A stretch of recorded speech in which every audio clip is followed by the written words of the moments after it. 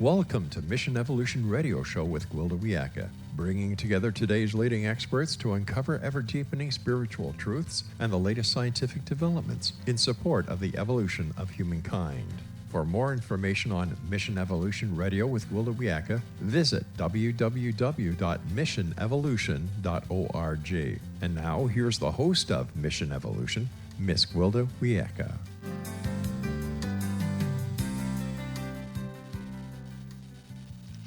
Recently, media sources, radio, TV, news, and social media, have been saturated with conflicting, misleading, and somewhat inflammatory information. Such contradictory perspectives cannot all be accurate. Who does one believe? What's happening to the media? But the biggest question? Why? Mission Evolution Radio Show is coming to you around the world on the Voice of Canada Broadcast Network, www.vocbn.ca. Joining us this hour to explore the deteriorating and misleading condition of the media is Rob McConnell. Rob is a Canadian broadcaster and broadcast visionary. He's the host of the X-Zone Radio TV show, a thought-provoking platform for guests to discuss the paranormal, conspiracy theories, alternative medicine, and more. Committed to integrity and open dialogue, Mr. McConnell is the founder of REL-MAR McConnell Media Company, a platform that offers a diverse range of content and provides unique and informative media.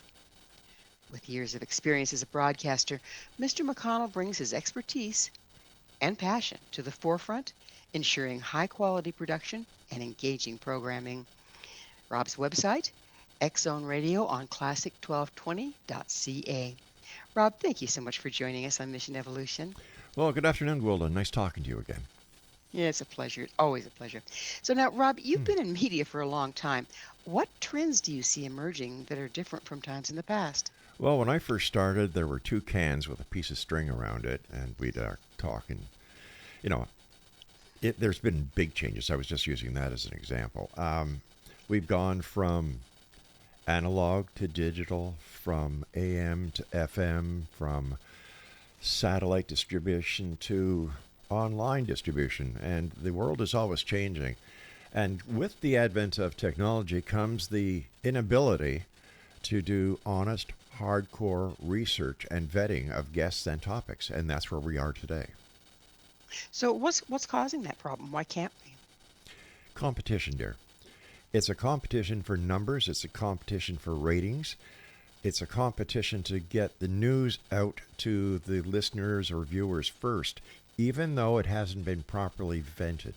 People want to get their story out there first so they can get the highest numbers first, so they can get the most revenue for their show, their network, their distribution, their syndications by being first. So reliability is crushed under the wheels of making money. Yes and no. During COVID, there was a revolutionary change within the media. You had Zoom and other online platforms that were first used for families to communicate with each other during those trying times. But then it was seen as a way for people to start their own shows or podcasts. And there was a growth within the podcast industry of over 6,000%. That is a lot of people getting their shows out there. And this could be Daddy's little girl, of which this person talks about his little girl, what she did that day. Or you've got somebody who, their website is called Where Have All the Flowers Gone?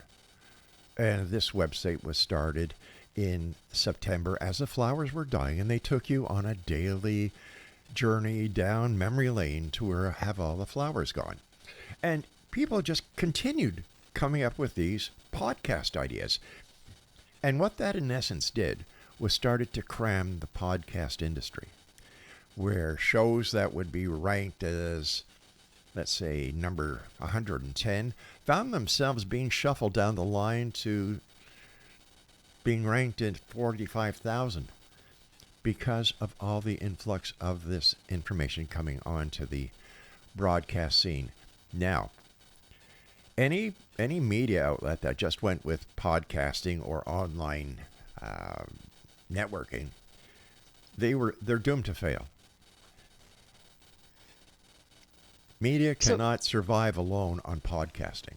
This is why we still do satellite, we still do FM digital. We use the tried and true techniques because if, for example, there is a solar flare that affects the internet like it has done so many times in the past, you get no news, you get no communication, you get nothing. Whereas companies like ours still do the tried, true, and professional aspect of broadcasting so that we broadcast 7/24, 365, no matter what. so how has social media and the copious numbers of podcasts impacted the accuracy of the information that the masses are exposed to?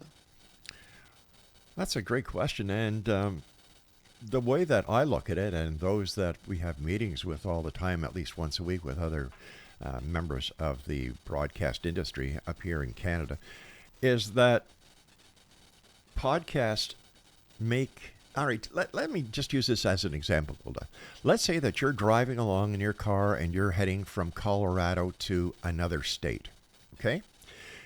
That state where you cross the line has a toll. And you go from, let's say, a 6-lane highway to a 2-toll system where all the 6 lanes go into the 2 lanes now where you pay your toll. And then on the other side, it may be another 6 lanes, it may be another 4 lanes, or it may continue to be 2 lanes. That's what is happening. We're clogging up the internet. Okay, that makes sense. It would seem there's a whole lot of lying with the truth going on, particularly in the political arena. What's your Oh, what's your perspective on the accuracy of what's being presented? what accuracy. You know, you've got a president in the United States who just proves that there's no extraterrestrial life out there because he says things without thinking them through and changes his mind on a frequent basis, and his actions have never been witnessed before throughout the political history of this earth, let alone the great history of the United States of America. You have a president who is saying, well, I don't have to do what the Supreme Court wants because I'm the president. I should be king. I want to take over Canada. I want to take over Iceland. I want to put Trump International on the Gaza Strip. This is not the thinking of a man who has all his ducks in an order. And not only is he creating geopolitical chaos, but he's also tearing countries apart from long established relationships. And this in itself is feeding a lot of new podcasts, conspiracy theories, geopolitical theories. People are just signing up, and according to a study that I researched just prior to coming on this show, there are 300 new podcasts coming online each and every day. It's hard to weed through them. I mean, and they have these fantastic headlines about the president or whatever, but when you get into them, it's just some kid giving his opinion. That's right. And this opinion, if picked up by another podcaster that is reposted, and this podcaster reposts on another platform, and people on that other platform see this posting that is, wow, look what Trump is doing now. You know, it's repeated without it even being authenticated, verified, or vetting. Listen, President Trump can do enough damage on his own. He doesn't need podcasters helping him. Boy, isn't that the truth? Yeah.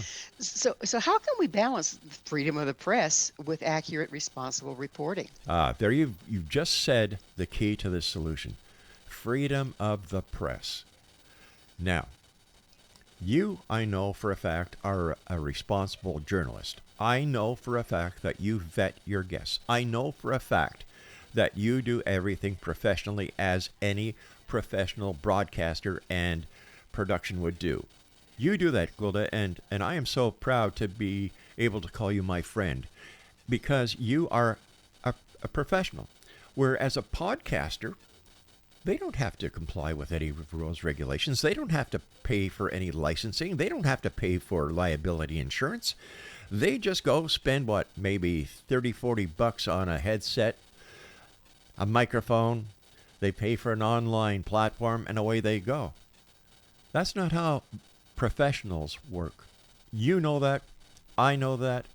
Many professional broadcasters on, let's say up here in Canada, you have the CBC, you have CTV, you've got Global, you've got Bell Media, you have REL-MAR, our parent company, who all work together to enrich the lives of our listeners by being credible broadcasters, just like you do, just like Dr. David Gruder does on his show, just like Patrick Sims does on her show.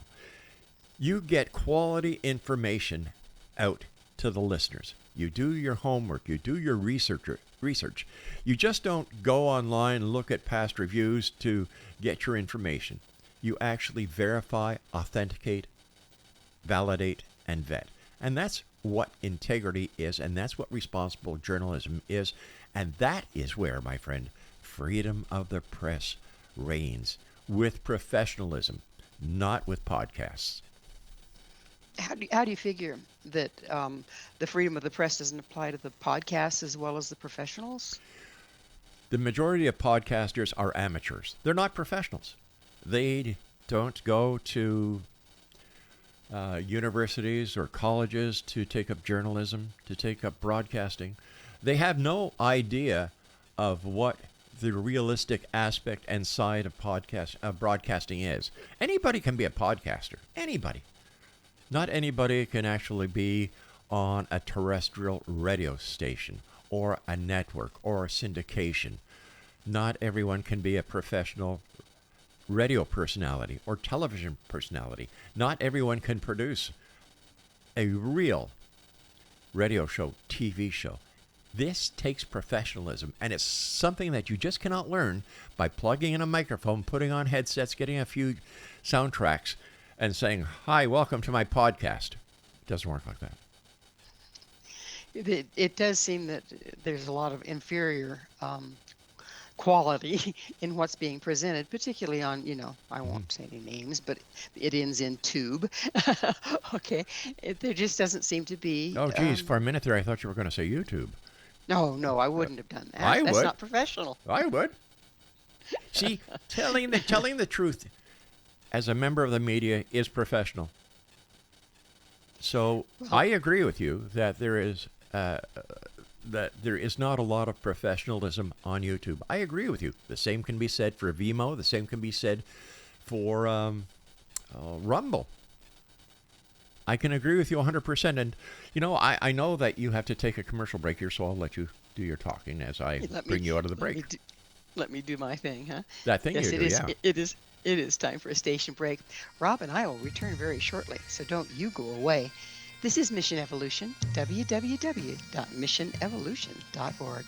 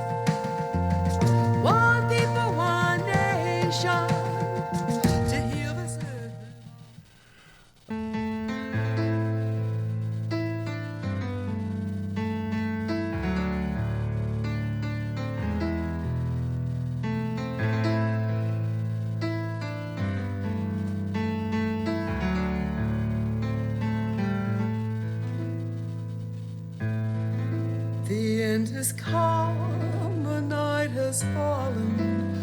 I have reached the end of days. What's real is not, reason fails me. I've gone beyond all known pathways. This is the end of reason. This is Is anyone holding these people accountable? With us this hour discussing the state of modern media is Canadian broadcaster Rob McConnell. His website, X-Zone Radio on classic1220.ca. Rob, who's in a Mhm. position to hold these people, these amateurs in the media, responsible? Uh, Literally no one, because there are no rules and regulations for podcasters. There are no licenses. They don't have to have insurance. They don't have to pay into the government for the licensing. Anyone can become a podcaster. And that's one of the biggest issues that we in the professional broadcast industry have, is that we are subject to rules and regulations that keep us to our highest standards. Where you have these podcasters, amateurs, children who decide that, hey, I want to have a podcast show. And like I said, 300 new podcasts a day, ranging from the age of 9, I think is the youngest podcaster that we found, all the way to people in their late 90s. No, My goodness. no, there's no responsibility. No responsibility at all. There's no code of ethics required for podcasters. And the same is for the people who put their videos up on YouTube and on Vimeo and on Rumble. You know, Gwilda, there, if if there was just one platform that the podcasters adhered to, that would be one thing. But there's, I think, Craig, my producer that does my show, he checked something out for me the other day, and there's over 200 audio platforms out there Oh my, really? that these people put their podcasts on, and the messages that they get out there gets entangled with legitimate media sources. Now, I'm just not talking about REL-MAR. I'm talking about Mission Evolution. I'm talking about the X-Zone Radio Show. I'm talking about the other professionally produced and established broadcasters and journalists. It's something like you're taking a spaghetti sauce and adding a whole recipe of other products into it and coming up with this mishmash. And you have to take your fork to actually go through the sauce to see exactly what you want to eat and what you don't know what it is, and you put it to the other side of the plate. It is horrendous out there, Gwilda. One thing that this has us doing, because we understand that there's a need for podcasting, there is a market for it. It is a way that people listen to our various programming. We have to spend time and money and have more personnel who work every day going through all the different podcast platforms that we're on, changing the different search engine words that we use, the tags, the descriptions, to try and, keep us at the top of the rankings. We never had this problem before. And another thing that we're finding out is that the video versions of the podcast, which a lot of people watch on like we were talking on YouTube, we as professional broadcasters are turning away from shows that we would have actually put onto different MP3 programmings and venues, because statistics have shown that if you are in the car driving and you are watching a movie, a TV show, a YouTube show, that this is distracting to you as the driver of the vehicle, and puts Well, you yeah. in a very and it puts you in a situation where you could actually cause an accident. So what we have done here on our major platforms, we only produce and supply the audio feed for vehicles, because we don't want to be part of the problem. We want to be part of the solution. Yeah. And Well, Rob, yeah. when we've been talking about podcasters, Yeah. and I agree with you, but let's talk a little bit about major news outlets. Okay. Some of the stuff coming out of there, it's like you listen to one, it sounds this way, you listen to another, it sounds that way, and it's getting so polarized. I question the accuracy. What's going on there? Okay. Fox News is a large proponent for the Trump administration. You turn on Fox and you'll always see the president, you'll see J.D. Vance, you'll see Lutnick and the other members of the Trump cabinet. And there's a very simple reason why Trump and his henchmen gravitate towards Fox News.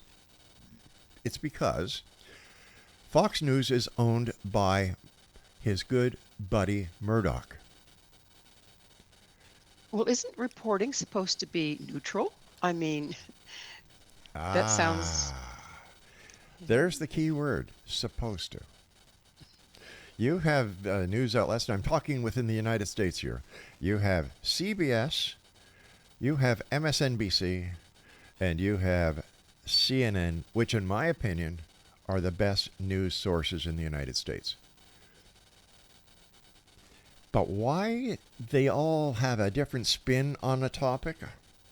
Well, would you want to listen to 3 different channels that are reporting the same story in the same way? Would these 3 channels want to report in the same way? Because if MSNBC does a better way of covering a story than CNN, or CNN does a better job than CBS, ratings will show the owners which of these newscasts are being listened to and followed by more people. And as you know, if it don't bleed, it don't lead. And broadcasting, and I put a lot of this onto the podcasters, is fighting for survival, just like the newspaper industry fought for years to avoid the digitalization of major newspapers. The internet is good. It's great. But you know, a lot of people still like to hold a newspaper in their hand when they're on the train. And a lot of people still like to change the channel to see who's doing the best job. Because the best job with the most listeners gets the more advertisers, which gives the best source of revenue. But are we seeing in this, it seems like everything gets more sensationalized just because of all the reasons you just said. And you can only go that direction so far before you step over the line of accuracy. Do you see that line being crossed more now than it has been in the past? Oh, heavens, yes. Oh, heavens, yes. I see it happening hourly, no matter which station you watch. Because the media, the news industry, the broadcast industry relies on ratings for revenue. It's the simple truth of the matter, Gwilda. You know, a lot of people say that REL-MAR is the odd duck up here in Canada because we believe and we practice integrity. We practice professional journalism.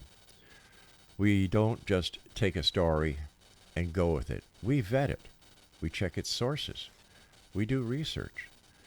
And do the major outlets still do that or no?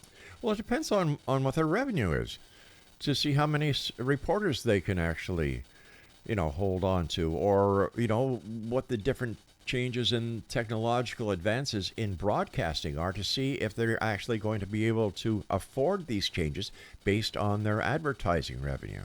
It all depends on ratings and advertising revenue, my dear friend. Now, for example, up here we just had a federal election.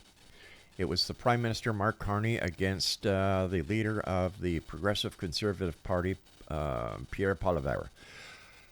His platform, and every place he went, and I'm talking about Pierre Poilievre, number one, he said, I'm going to defund the CBC, the Canadian Broadcast Corporation, if I'm elected. That is like your PBS down there in the States. So what was the point of that? Oh, wait, it gets even weirder. Prime Minister Carney, as well as the other leaders of the opposition parties, would allow the media to travel with them. Mark Carney had this entire plane to himself, but he did not have any media travel with him at any time.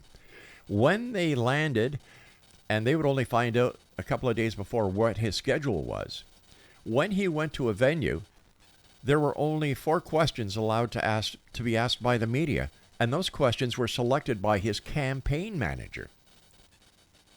So there goes accuracy right there. There goes freedom of the press. Absolutely. And there went Mark Carney, because he got he was not elected, thank God. So I'm happy to say the CBC will remain part of the Canadian great journalistic. What's what I'm looking for here? Heritage. There you go. Well, the heritage seems to be going by the wayside rapidly for all the reasons that we've been discussing. Now, I understand that, progression process takes change. Yes. But some of these changes aren't for the better in my way of thinking, because we, as the people, as the consumer, really can't trust what's coming out anymore. And that's very discouraging. It is, Gwilda, and no matter what country on this beautiful Mother Earth of ours we're seeing that happen all over. We're seeing that happen because there's too much going on at the same time. People just cannot follow the flow. People look for the shortest solution to an apparent problem, whether that solution is right or whether that solution is wrong. It's crazy, and here's the part that really upsets me, Gwilda. I can't see it changing in the very near future. I really can't. Well, everything's changing, but is it going to change for the worse or for the better would be the question. In order for it to change for the better, it has to hit rock bottom, and I don't believe we're there yet. I really don't. Delightful. Oh, yeah. This is the difference between legitimate reporting and make-believe reporting, because make-believe reporting would have said, yes, we're at the point now where everything is turning around and, everything's going to be sunshine lollipops. You have to be honest with your listeners and your viewers and your readers. They deserve it. And as the person responsible at this end here at REL-MAR, I demand it. Well, I'm glad somebody still does. Oh, I'm sure there are people out there who are doing it as well, my dear. But right now, all I have to do is take care of what's going on here. Well, we have to take care of a station break. Rob and I will be right back to continue our discussion, so stay right there. This is Mission Evolution, www.missionevolution.org.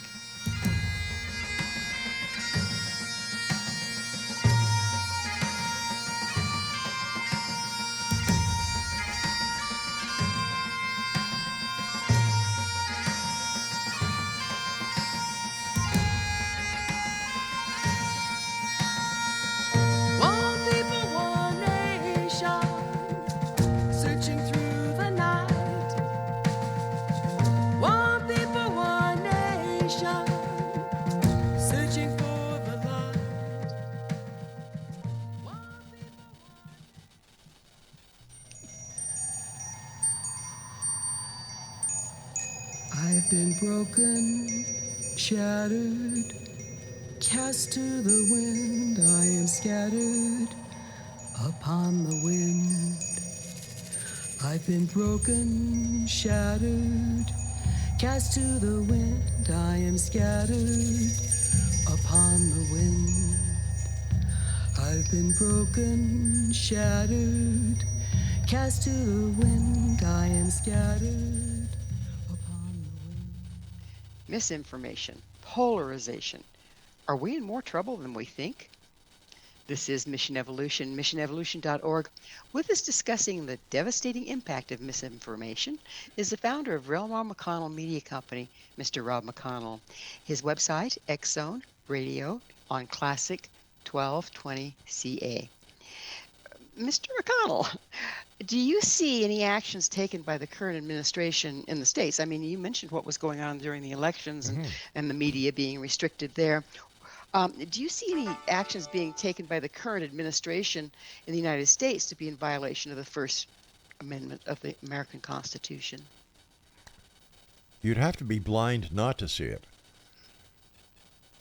It's he is consistently, and I'm talking about President Trump, consistently violating the Constitution of the United States, whether it's freedom of the press or the way that he is taking people who have, all right, even come into the United States illegally or crossed in the border as the previous administration allowed, having his having his Homeland Security people go out, arrest them, put them on planes, and flying them out of the United States without any due process, whether it is to the super cell maximum security in El Salvador, I believe it is, or now he's flying them to Libya without due process. That's just one example of what he's doing. And then you've got a 40-some-odd-year-old former Fox employee, Secretary of Defense Pete Hegseth, who, in my opinion, should not be the Secretary of Defense. But he is there because he's a Trump yes man. And once again, he is a very, he was an anchor or a reporter on Fox Network, which is owned by Donald Trump's good friend, Murdoch. So, do you think that he's in some way dictating what's released on the press versus letting the press be free to say what they see fit? Now, who are you talking about, President Trump or Pete Hegseth? Either one of them. All right. What Trump did for Pete Hegseth is built a TV studio in his office in the Pentagon. Oh, my goodness. So Okay. in President Trump's office in the Pentagon, he built a TV studio. Not President Trump's office, the Secretary of Defense's office, Pete Hegseth, where he does broadcast daily. And then you've got President Trump, who has these meetings in the Oval Office with the media each and every day. Now, if this was in the best interest of Americans, without all the hoopla and the bullcrap that goes along with it, and about him telling visitors about all the 24-karat gold he has now brought into the Oval Office, and these pictures, and he's changed the Oval Office to look more like a palace. Oh, wait a minute. He does want to be a king one day. It's crazy. It is totally crazy. And then when he signs an executive order, he has to hold it up and show everybody that he signed it. Now, you see, when I see that happen, I just shut the TV off. I'm not interested. So are we looking at a bunch of theatrics here rather than Ooh. actual accurate reporting? Definitely, Gwilda. Definitely. Look, his favorite book at bedtime was Mein Kampf. He's duplicating everything that Adolf Hitler did in the rise of Hitler's reign of terror over the world. He wants to change, he wants to reactivate Alcatraz, the federal prison, as a sign of American justice. Oh, that's a laugh. But you know who his favorite gangster was? Al Capone. During his presidential run for the second time, Trump 2.0, he would go out and he would talk about many things, about, how Al Capone did this, that, and the other thing. The great Al Capone. And then when he was talking to our former prime minister, Trudeau, he would call him governor and tell Prime Minister Trudeau that he was going to take Canada as the 51st state. Then what does he do? He does the same thing to Greenland. What do you think is the purpose behind it outside of just ego? Well, in my opinion, there are a number of things. Number one, he uses international security, which is a bunch of bunk, because nobody that I know can see the benefits of having a base on Greenland. Especially, they used to have Project Worm. I forget the exact title, but it was Project Worm something. where there was an American base on Greenland in the 50s. So this is nothing new.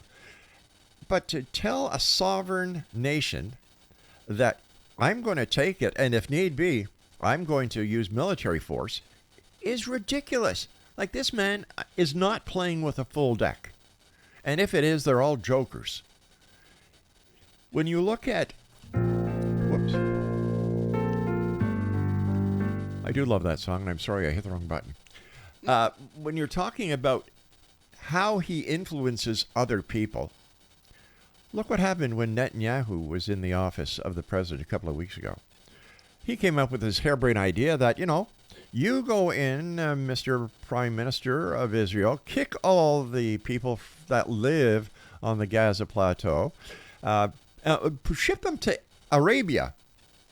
I'll take over the Gaza Strip and turn it into another Trump land. What are you? Are you a real estate agent? Are you a producer? Are you a TV show host? Or, damn it, are you the President of the United States? And if you're the President of the United States, act like a President of the United States. So if he's taking all these actions that don't seem to be in the best interest of the country, and some of them are in violation of the U.S. Constitution, kind of like he's using it for toilet paper. Right. Why has the U.S. Constitution lost its teeth? Where are our laws? Where is the things that hold people accountable? Why is he running rampant like this? Because he can, and nobody has the guts to stop him. Look what he did to the Gulf of Mexico. Changed it. Look what he's doing to a mountain in Alaska, changing the name. Look what he's doing to, I think he's changing someplace, the name of the Arabian Seas. That's being changed. Nobody has the nerve to stop him. They're afraid of him. He is a bully. He's a narcissistic person who needs to be stopped. And I was speaking to a constitutional expert the other day, and I said, well, what would happen if the Supreme Court gives an order and Trump doesn't follow it? What's going to happen? He says nothing. Absolutely nothing. That's my point. It seems like the Constitution and the American government is only as strong as when people don't think to violate it. But if you think to violate it, there doesn't seem to be any accountability whatsoever. The same thing goes for the media. It looks like the Waterloo of democracy. It is. It truly is. And I believe, and I hope I'm wrong, Gwilda, I can see a constitutional crisis happening very soon. Because in my opinion, what happened when he lost Trump 1.0 and there was that horrific insurrection attempt in Washington on January the 6th. And he wanted Mike Pence to throw the election in. Mike Pence, God bless him, said no. He stopped them. All the insurrectionists who were, their actions are unspeakable. Totally unspeakable. They were put into jail. They faced justice, put into jail. And what did Trump do as soon as he was elected? Set him free on the public again. Exactly. Now, when you look throughout history, Hitler did the same thing with a group that was known as the Brown Shirts, which later became the SS. I don't think that we've heard the end of the insurrectionists. Trump is saying, well, I'm going to run for a third term. Ha, ha, ha. The Constitution says, no, you can't. There's a lot of diversionary tactics going on here. Look what I'm doing with my left hand so you can't, or you don't think to look at my right hand. How come nobody's ever talked about the people from the insurrection again? How come Trump or anyone else talks about the people who allegedly tried to assassinate him during his free election time? You don't hear about that. Why not? And it strikes me that a lot of I could be wrong, but where do you stand on this? Hmm. It seems like a lot of these seemingly crazy actions are exactly that. Look what this hand is doing while I'm manipulating the stock Right. market with my threats of tariffs. That was a total manipulation. Hmm. People knew minutes before Trump was going to make a decision that before the stock market rose, they bought and they all made billions of dollars. The President of the United States is responsible for one of the biggest stock frauds and stock swindles in history. And no one can hold him will hold him accountable. He's got his own person in head of the FBI. He's put in his own Secretary of Justice. He's got his own people in place, people who will never do anything except follow his orders. They want to please him because they have drank so much of the Kool-Aid that they cannot see what they're part of. And they're part And of the fall of the great United States of America. And I'm so sorry to say that. I don't say that lightly. I love people in the United States. You're in the United States. Larry Lawson, all my great friends are in the United States. And it hurts me to think that this once great country, the United States of America, is on the brink of authoritarianism because of Donald Trump. do you think he's acting alone, or is there a whole bunch of puppeteers behind him? Oh, puppeteers. Puppeteers. New World Order. Here's your proof. Yep, there you have it, right? It's a sad state of affairs, and it looks to me like polarization is tearing the country apart. We're so busy polarizing from one side to the other, we aren't seeing the truth in the middle. But you know Well, what? it's Yeah, quickly, I know that your clock is ticking down. I believe in my heart of hearts that it's not too late. That people coming together, showing their discord like they're doing in cities across the United States right now because of what is happening. I do hope and believe that liberty and justice will return to the great USA. Oh, and I'm with you there. Please stay with us as Rob and I continue to explore the state of the media and its effect on the world. This is Mission Evolution, www.missionevolution.org. One people, one nation, coming from the stars. One people, one nation, to heal this earth of ours.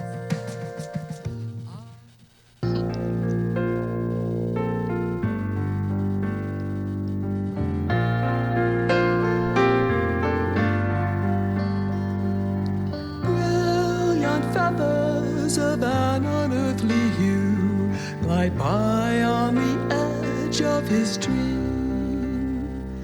A whisper of touch, an unheard song. Whose bird takes flight, prompted by his broken heart. My heart. If we don't change directions, will we end up where we're going?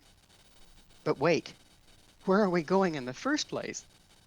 This is Mission Evolution, missionevolution.org. We're continuing our discussion with broadcast visionary Rob McConnell. His website, X Zone Radio on classic1220.ca. Rob, you just had an election there in Canada. Yep. And how do you feel that the results are going to impact what we've been talking about today, the media and everything else? Well, what had happened was Prime Minister Justin Trudeau stepped down as the leader of the Canadian Liberal Party, and he also resigned as our Prime Minister. The Liberal Party then had to, to fulfill the vacancy, and they did so as according to Canadian law. And one of the candidates was Mark Carney. Now, Mark Carney, the former governor of the Bank of Canada, the former governor of the Bank of England, he's got degrees coming out of his yin-yang. He's a very smart man. And I saw him as the answer to Canadians' problem and a man who would not be afraid to face Donald Trump and to help us get out of this mess with the tariffs. Already, we've had over 300,000 people lose their jobs. Oh my. Yeah, since the tariffs take place. So anyway, during the election, now when Mark Carney took power, okay, this was just before President Trump really turned on the 51st state rhetoric with Canada. Canadians saw what Mark Carney could do for the country. So prior to Mark Carney becoming the Liberal candidate as well as the interim prime minister until we had our election, the ratings for the Liberal Party were very low. It was expected that the Progressive Conservative Party, led by Pierre Poilievre, would have won with a majority government very easily.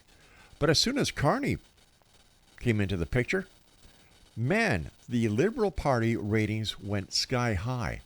And in our election on April the 28th, Prime Minister Carney won the mandate from the Canadian voters that we wanted Mark Carney to be our Prime Minister and face Donald Trump. Well, earlier this week, a couple of days ago, President Trump announced that Prime Minister Carney was coming to the White House, and he says, I don't know what he's coming here for. And he says this on national TV, right? Real classy. But what President Trump did not tell the viewers is that as soon as Prime Minister Carney was elected and sworn in, after he had done his due diligence, he went over, saw what the implications of the tariffs were going to be to Canadians, and then flew over, met with the Prime Minister of England, of the United Kingdom, because, you know, we're part of that Commonwealth. Mm-hmm. From there, and we've always been great allies, always. Then he flew over to France, another ally of Canada, and then flew back to London, England, and had a meeting with His Royal Highness, the King of Canada, King Charles. All this showed that Canada had the support and the backing of the British Commonwealth, the King, the people of the United Kingdom, and France and other allies, that we were not alone, and that if Trump took us on, he was taking on more than he could chew. Canada is part of NATO. The United States is part of NATO. Section 5 of NATO says if you attack one member of NATO, you attack them all. So he's just not picking on Canada. And I must say that Denmark is also a member of NATO. So here you've got this alliance that has already been put in place because of NATO. And you've got Mr. Trump saying that he's going to, if necessary, take Canada over and Denmark over. And he's not ruling out the use of military force. How stupid can you be? Like, What possible purpose? What possible purpose? your guess is as good as mine. I really don't know. All I do know is that when President Trump had our Prime Minister in the Oval Office, a lot of Canadians were expecting to see the same thing happen to our Prime Minister that Trump did to the President of the Ukraine. That was a setup from the beginning. It Sure looked was. to me, but Yeah, that was awful. But Trump met Prime Minister Carney at the front door with a nice handshake, and it kind of looked as if, things were going to be okay. But while sitting in the Oval Office, one of the reporters favoring Trump asked Trump about the 51st state again. And Trump goes on his little tirade about how great it would be for Canadians, how great the taxes would decrease, how we'd have better medical care. And of course, every Canadian is just killing themselves laughing because it shows Trump doesn't know what the hell he's talking about. And Mark Carney, you could see his facial expression, and you could see the change in the coloring of his skin. Like, he's getting pissed off. And when Trump went to get a breath, Carney kind of cut in and said, there are many real estate properties that can never be sold. For example, the White House that we're sitting in. You can't sell that. You can't buy it. Then you've got, what else did he use? He used Buckingham Palace. It's not for sale. You can't buy it. And he said, I was given the mandate by the owners of Canada, the voters who voted me in as Prime Minister, to tell you that Canada is not for sale. It never has been. It never will. Never, never, never. And that was it. End of story. End of story, yes. But what Trump did not go on to explain is that the King of England, His Royal Majesty King Charles, is coming to Canada in a couple of weeks and give the address from the throne in Parliament in Ottawa. And anyone who knows anything about Canadian politics or global politics knows that this means the king is basically telling the United States president, don't mess with Canada. It's part of our Commonwealth, and Canada is a sovereign nation. Is this just a tempest, another one of his tempests in a teacup, trying to take the spotlight and distract, or do you think he's seriously trying to make a state out of Canada? I think he's trying to make the state of every country around the globe part of the United States. I think that he wants to be another Putin. He wants to be another, what's the name of the guy in charge of China? Anyway, another Chinese dictator. He wants to be Adolf Hitler. The man is not playing with a full deck. And the American people are starting to see this. There are rallies being conducted across the United States each and every weekend. The pagan and Wiccan membership that live within the United States are forming organizations, protests, because they're going to get targeted soon. There's no such thing as freedom of religion. My God, there's no more freedom of speech. Look what's happening to the colleges and universities that are not following his dictates and his, what he wants as a guideline, the do's and the don'ts of the different colleges. You don't give Trump what he wants. What does he do? He cuts your funding. Next, he's going after your 501c. The guy is out of control. But he's not alone in all of this. He's not. The problem being he still has supporters, quite a few of them. He's got money behind him. Mm-hmm. A lot of money. And in my opinion, that just goes to prove the old saying, Well, doesn't he have the richest man in the world behind him? He does. And that's a good point you brought up, Gwilda, and thank you, because we don't hear very much about Elon Musk anymore. He's up to something. It's always quiet before the storm. How many people has Dodge fired?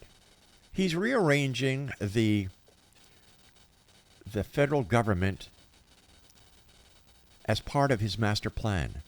When he wants $1 trillion for military, and if he gets his Secretary of Defense to fire the top generals and the top admirals in the Pentagon, and he wants to have a 65th birthday party featuring the military, just like they have in China and just like they have in Russia, we're looking at something here that I don't understand why people don't see the bigger picture.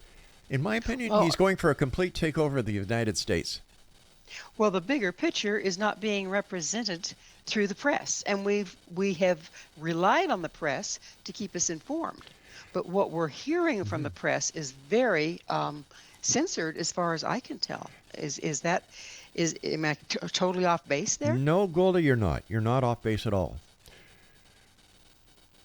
Like I was telling you as we started this great interview, of which I thank you so much for having me on your show. It's always a great pleasure working with you. Is that you have media outlets that are pro-Trump. You have media outlets that are against Trump.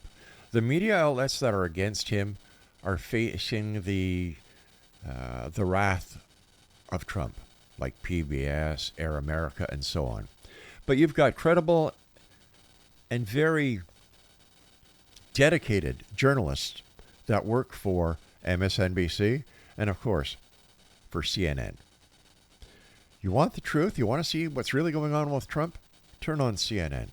They've got great reporters, and that's where you'll find the truth. Well, Rob, thank you so much for that. Unfortunately, we are out of time, but it's just been a pleasure having you on the show. It's my great pleasure, Gwilda. I love working with you. I love having you part of the X Zone Broadcast Network. You are one of the stars in our lineup, and I know for a fact that since you've been with us, you've touched so many people, made so many wonderful changes in their lives.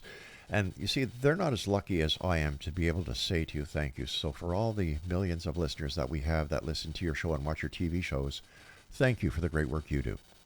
Rob, thank you so much. Our guest this hour has been Rob McConnell, President and CEO of REL-MAR McConnell Media Company, Canadian broadcaster, and the creator-host of the X Zone Radio TV show. To find out more about Rob, where you can find his shows and all he has to offer, visit his website, X Zone Radio on classic1220.ca. This has been Mission Evolution with Gwilda Wiyaka. For more information or to enjoy past archived episodes, visit www.missionevolution.org. But please, be sure to join us right here next time on the Voice of Canada Broadcast Network, vocbn.ca. This mission will continue, bringing information, resources, and support to our rapidly evolving world. One people, one nation.